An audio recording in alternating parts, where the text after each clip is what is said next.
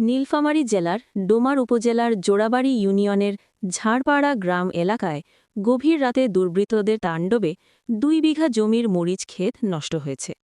সোমবার রাতে কে বা কারা পরিকল্পিতভাবে রাশেদ, মুজিবুল, মঞ্জুরুল ও মোস্তাকিনের মরিচ গাছ কেটে ফেলে বলে অভিযোগ উঠেছে। মরিচ আমরা ছিড়িবার আসছি, দেখেছি মরিচ নাই, যে মরিচ সবগুলা মইছে কাঠি কাঠি জমিনের মধ্যে ফেলে দিছে। একটা মইছের গাছও নাই। আমরা তো গরিব মানুষ, আমরা কিভাবে চলবো?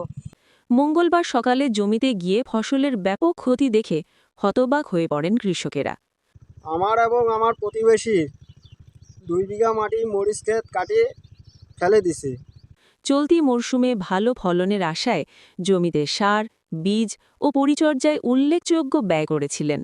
হঠাৎ এমন নাশকতায় তারা আর্থিকভাবে চরম ক্ষতির মুখে পড়েছেন। আর ২টা দিন গেলে মরিচগুলা সিরা গাইল হয়, হান্ডি গাইল হয়, তা মহিলা কাটিয়ে সাবাত করে দিছে। ক্ষতিগ্রস্তরা দ্রুত তদন্ত করে জড়িতদের শনাক্ত ও দৃষ্টান্তমূলক শাস্তির দাবি জানিয়েছেন। পাশাপাশি ভবিষ্যতে এ ধরনের ঘটনা রোধে প্রশাসনের কার্যকর পদক্ষেপ কামনা করেছেন তারা। News desk, Chilahati web.